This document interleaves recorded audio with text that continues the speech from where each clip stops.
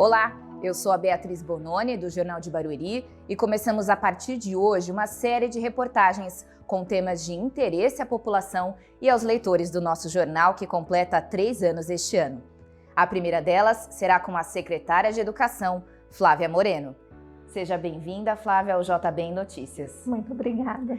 Antes da gente começar a nossa entrevista, eu quero enfatizar que, por conta da pandemia da Covid-19, nós estamos todos aqui tomando todos os cuidados necessários, seguindo protocolos de saúde para garantir a segurança de todos. Flávia, para a gente começar essa entrevista, eu queria falar com a senhora em relação à volta às aulas. Esse é um tema que está trazendo um pouco de agonia para os pais, né? E eu queria saber se Barueri já tem uma data definida para essa volta e o que a cidade já está definido de protocolo para essa volta às aulas de forma segura. Ok. Primeiramente, Beatriz, esse sentimento dos pais é legítimo, né? Que eles estejam preocupados com os seus filhos. É uma situação muito inusitada, para a qual nós temos mais perguntas do que respostas. E nesse sentido, como a Secretaria de Educação vem se organizando? Nós estamos considerando todas as orientações do governo estadual, bem como o Plano São Paulo, os critérios estabelecidos. Existe uma data prevista de retorno para 8 de setembro, desde que atendidos uma série de critérios que são monitorados pela equipe de contingência da Covid-19. No entanto, foi necessário que nós considerássemos essa data como um ponto de partida para a organização dos nossos trabalhos. E uma série de medidas foram tomadas, dentre elas a compra de insumos, de EPIs, né, tapetes sanitizantes, termômetros, álcool em gel, para os menores um sabonete líquido sem enxágue, antialérgico, né, para os pequenininhos, e também o cuidado com uma elaboração de protocolo de biossegurança em parceria com as secretarias de direito, né, com o Ministério Público. Enfim, esse protocolo de biossegurança tem quase 200 páginas, então ele prevê inúmeras situações e formações estão sendo realizadas, né, capacitações estão sendo realizadas por meio desse documento, para que todas as equipes gestoras, professores, alunos e familiares, né, nessa ordem de capacitação, tenham acesso a essas informações, medidas, mudanças na dinâmica escolar para a segurança de todos. É importante a senhora enfatizar isso, pois muitos dos nossos leitores questionam isso, de como vai ser esse monitoramento dentro de sala de aula. Como eu vou saber se meu filho está usando a máscara direitinho, se está higienizando direito as mãos, enfim, todos esses protocolos, né? Sim. Inclusive, o retorno previsto conta com um percentual de até 35% de alunos. Então, numa sala de 30 alunos, vamos pensar que teríamos algo em torno de 8, 10. Então, é um número bem menor, o que facilita e muito o controle por parte dos adultos responsáveis. Até tem essa questão de os pais voltarem... terem essa liberdade de permitir que o filho volte às aulas ou não. Barueri já tem algo definido em relação a isso? Pensa em fazer algo desse tipo? Estamos nos organizando sim, já fizemos uma pesquisa que está em conclusão com todos os professores da nossa rede, faremos também com os pais de alunos. É fundamental que o pai, enquanto autoridade maior na vida das crianças, esteja de acordo com o retorno do seu filho. É papel da escola apontar as necessidades e a família cabe a decisão em conjunto com a equipe gestora. A senhora poderia nos dizer, assim, no geral, quais são os números da educação de Barueri? Número de escolas, de alunos, ônibus, número de uniformes? Os nossos números são bem grandes e isso nos dá muito orgulho.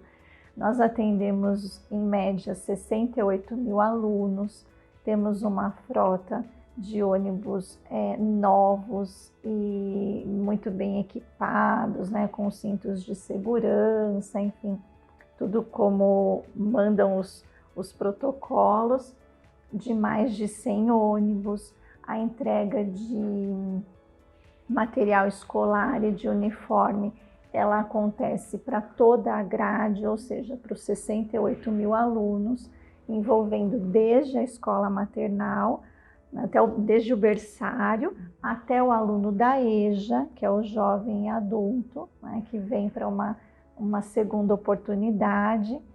E em educação, a educação em Barueri é sempre grande. Agora, diante desses números grandiosos, né, como a senhora até afirmou aqui, que são bastante alunos, desde o início dessa pandemia, vamos dizer assim, a senhora acredita que o grande desafio do município era manter esse aprendizado aos estudantes da forma remota? Sim, né?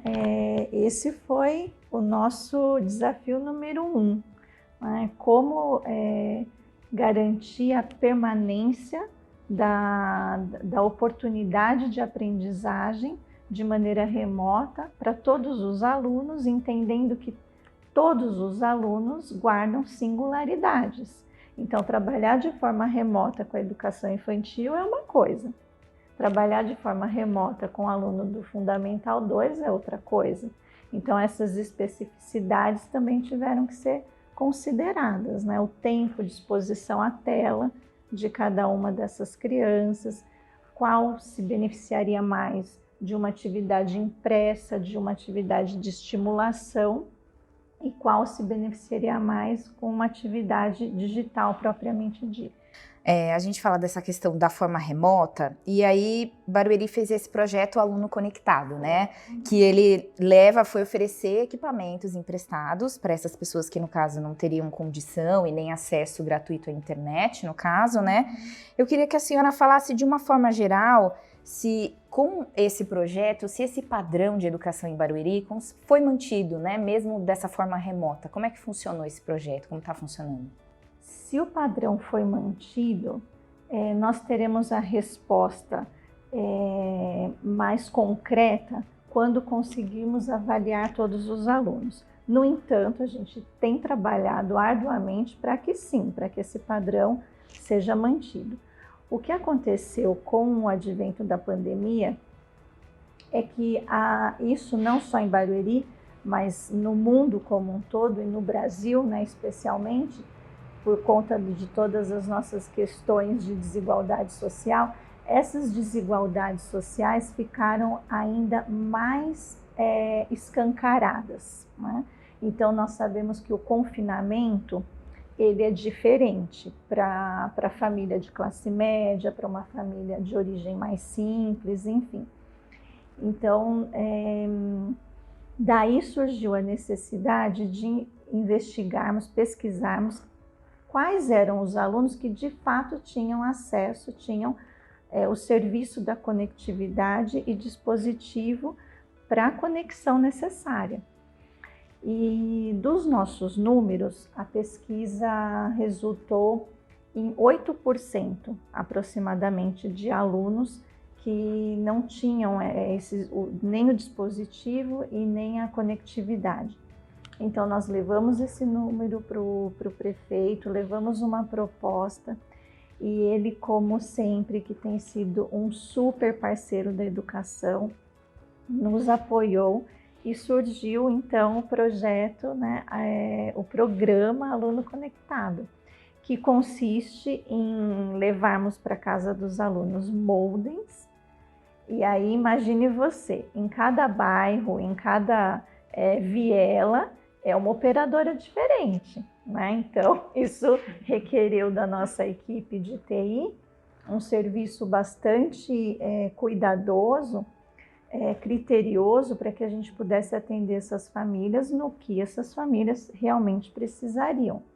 Então, os modems foram entregues e o Chromebook, que é o nosso...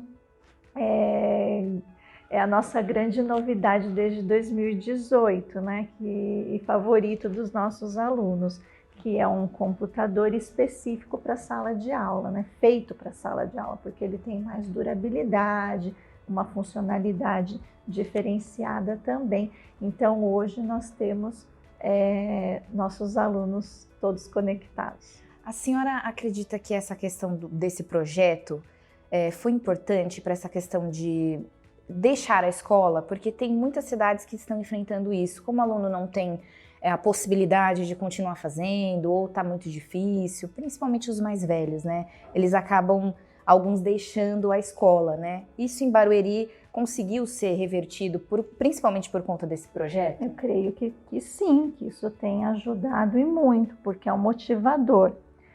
Mas além do programa Aluno Conectado, nós temos uma ação de busca ativa muito grande. Então, os alunos que não demonstram engajamento nas aulas online, eles são buscados, né, como o próprio nome diz, pela equipe gestora, para que a gente evite a evasão e o abandono. Isso principalmente na EJA, né, que é um ensino de jovens e adultos. No ensino fundamental isso acontece menos, felizmente. A gente está entrando nesse quesito de educação, e a senhora até citou a questão dos Chromebooks, que está relacionado ao Google for Education, né? Sim. Barueri foi pioneira, né, em implantar esse projeto, né? E aí eu queria que a senhora me dissesse se esse pioneirismo de Barueri nisso, no Google for Education, se isso acabou preparando o município para essa questão da pandemia que veio de repente, né? Com toda certeza, né? Nós miramos um alvo e acertamos dois, né? Pelo menos.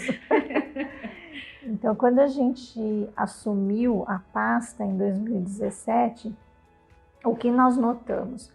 Aquilo que, na verdade, não é surpresa, né? Os testes internacionais demonstram a desmotivação do aluno, principalmente do aluno de 13, 14 anos, em engajar nos estudos.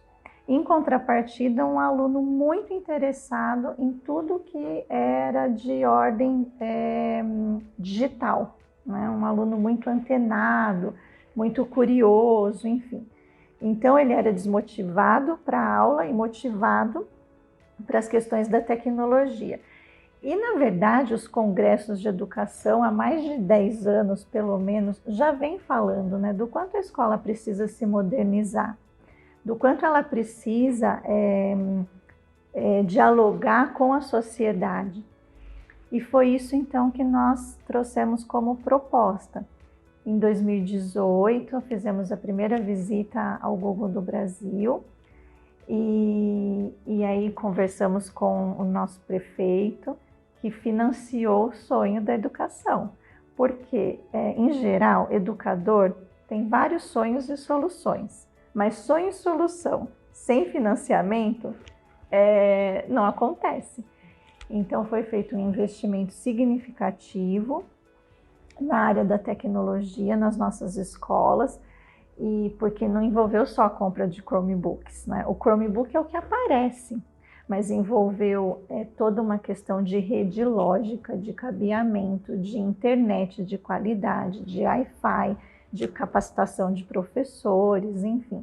Então, uma infraestrutura robusta foi implantada, e o trabalho de transformação de cultura, né, uma cultura digital, passou a predominar nas nossas escolas. Então, quando a pandemia chegou e nós vimos o primeiro documento do Estado falando das aulas remotas, para nós foi um bálsamo, porque assim, né, que bom que isso vai ser considerado e que esse vai ser o caminho, porque esse caminho a gente conhece. Os nossos professores já tinham essa familiaridade, os nossos alunos também. Então aí acabou sendo um ponto-chave, né? Sem dúvida, sem dúvida. Agora, a gente sabe, Flávia, que essa questão da merenda escolar ela é séria, né? Quando a gente fala em rede municipal de educação, nós temos aqui alguns números que dizem que mensalmente são oferecidos cerca de 2 milhões de refeições para alunos do maternal, educação infantil, ensino fundamental, além da rede estadual, né? Sim. Com a pandemia, como a prefeitura manteve alimentando esses alunos, né, de forma saudável, até para manter um nível de aprendizado que a gente sabe que tem uma relação, né? Tudo está relacionado. Sem dúvida, né? O aluno, ele é um ser integral, holístico, enfim. A nutrição, ela é base da aprendizagem, né? Barriga vazia, em geral, não gera bons resultados. Então, essa foi uma preocupação, sim, desde a primeira semana, e muito se discutiu, né? As secretarias também parceiras foram bastante atuantes para que a gente encontrasse uma solução legal, uma solução jurídica para o fornecimento desses itens de merenda. Porque na rede pública, as compras, elas são muito sérias, né? O processo, ele é bastante burocrático e a gente tinha que, então, correr contra o tempo, né? Mas, felizmente, nós conseguimos. E os itens de merenda que eram, então, servidos nas escolas mensalmente, foram reorganizados de forma que pudessem ser entregues às famílias. E, então, cada aluno da nossa rede, os 68 mil, recebem mensalmente. Foi feita a 4ª entrega agora, em julho. Estamos nos organizando para a 5ª, em agosto, dessa que a gente vem chamando de cesta de itens de merenda. Até uma questão agora que me surgiu, se, por exemplo, o aluno, nessa volta às aulas, alguns podem não voltar, isso pode continuar sendo entregue ao kit merenda escolar, né? Nós estamos estudando, sim. Eu tenho conversado bastante com o nosso prefeito sobre isso, para que a gente encontre, né, de novo, uma solução jurídica, uma solução aceita pelo Tribunal de Contas, viável, de forma que a gente atenda o aluno que esteja presencial na escola e o aluno que esteja de forma remota. Ainda em relação à formação dos alunos, há outras plataformas na rede, né, na rede de educação em Barueri, além de prêmios, né, que existem na educação. Então, a gente tem a plataforma Arcos, tem Olimpíadas de Matemática, de Astronomia. Como que os alunos de Barueri têm se saído, né? Qual que é o resultado? O resultado é positivo? Tem melhorado a cada ano, porque os professores, eles são os principais incentivadores, né? Então, conforme os professores engajam mais, né, mais prêmios a gente tem em retorno. Então, no último ano, nós tivemos 60 medalhistas de ouro na OBA, que é a Olimpíada Brasileira de Astronomia. Na UBMEP, nós constantemente temos também medalhistas. Essas são Olimpíadas organizadas pelo Ministério da Educação. E aí nós temos as plataformas, que foi o que você mencionou. Então, a Arcos, que é uma plataforma de leitura. Então, tem alunos que leem no mês 20 livros. Então, é uma preocupação grande, né? Formar o aluno leitor. Essa plataforma, ela tem, depois da leitura, que é digitar um quiz. E conforme o aluno tem bons resultados no quiz, numa gamificação, ele vai trocando de avatar, enfim, então, na linguagem deles, né? A Arcos, o Khan Academy, que já é uma plataforma que a gente usa há bastante tempo, que é incrível, né? Os alunos gostam bastante. A gente tinha fila de espera para a hora do almoço, para os alunos usarem os computadores no Khan Academy, que também envolve uma premiação, uma contagem de pontos, enfim. A competição, ela acaba sendo uma força motriz. Agora, com relação à educação inclusiva, Barueri, em parceria com o Instituto Farol, ela realizou mais uma etapa desse projeto, que é um projeto piloto, né? Sim. Que visa garantir o bem-estar e o desenvolvimento dessas crianças com transtorno do espectro autista. Eu queria que a senhora contasse um pouco sobre esse projeto, como tem acontecido, né? E essa questão da inclusão do aluno. Esse projeto mora no meu coração. Porque o que as evidências científicas têm mostrado?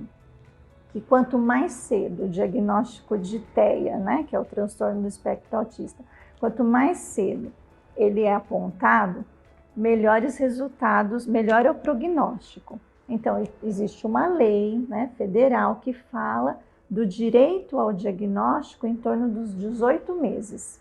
Só que não fala do tratamento. E o Instituto Farol, que tem como base os protocolos do Canadá, que é considerada a meca do autismo atualmente, o Instituto Farol propõe um modelo de intervenção, que é o modelo Denver, baseado em evidências científicas. E ele acontece numa proposta de atuação com as crianças de 0 a 3 anos. E onde estão essas crianças? Nas nossas creches.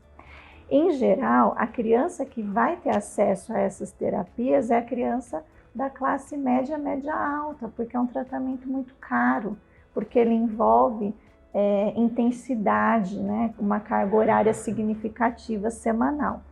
Então, o Instituto Farol, junto com a Secretaria de Educação, elaborou um projeto piloto em 2 escolas maternais para a formação e capacitação das próprias educadoras como ATs, né, que são assistentes terapêuticas capacitadas de fazer essa intervenção na própria creche. Isso, Beatriz, implica em a possibilidade de zerar atraso de desenvolvimento. Imagine o que é isso na vida de uma família, na vida de uma criança. E desde quando que esse projeto começou a ser colocado nessas 2 escolas? O ano passado todinho. Esse ano nós tínhamos um cronograma bem otimizado, né? Infelizmente nós precisamos, foi necessário que a gente interrompesse, mas isso logo volta. E já tem alguma previsão de ser inserido esse projeto em alguma outra escola, outro maternal, além dessas 2? A gente tem que concluir o piloto para a gente mensurar os resultados. E aí depois disso sim, porque a gente consegue calcular custo, né, e apresentar para o nosso gestor público. Muito bacana. Agora, em 2019, secretária, o Índice de Oportunidades da Educação Brasileira, que ele capta as oportunidades educacionais para garantir sucesso na área, né? Ele revelou um dado preocupante que 24% dos 4.909 municípios avaliados não conseguiram avançar em relação às edições anteriores. Porém, Barueri está na contramão e avançou nesse índice. Ao que a senhora acredita esse resultado? O que a senhora, na sua opinião, o que fez chegar nesse resultado? Com toda certeza, é um dado multifacetado, né? Questões complexas exigem também ações complexas, né? Então, eu acredito que em Barueri nós tenhamos uma comunhão de bons investimentos em infraestrutura, porque uma escola adequada, arejada, iluminada, contribui muito para a aprendizagem, sim, isso é comprovado, o quanto o ambiente é o terceiro educador. Então, a infraestrutura, a alimentação, o transporte, a segurança, e aí algo que é fundamental, que é a formação dos professores.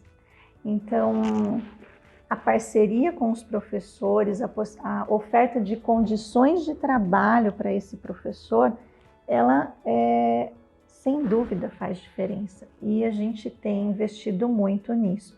Temos muito o que fazer, mas utopia é isso, né? Algo que nos incentiva a caminhar. Então, a gente tem caminhado para chegar nos nossos ideais. A senhora citou a questão da formação dos professores, enfim. E Barueri tem o Giz de Ouro, né? Que Sim. É uma premiação que tem o objetivo de reconhecer esses professores que fazem a diferença, né, na educação. O prêmio já existe há 18 anos, certo? Quais têm sido os resultados desse prêmio, na prática, assim? O Giz de Ouro, ele é um trabalho da prática, ele é a ciência da prática, e nós acreditamos firmemente que a metodologia de projetos garanta uma educação emancipadora. Então, a cada ano mais professores se engajam nesse tipo de iniciativa. Esse ano, infelizmente, foi necessário cancelarmos por conta da aglomeração de pessoas, da avaliação em loco.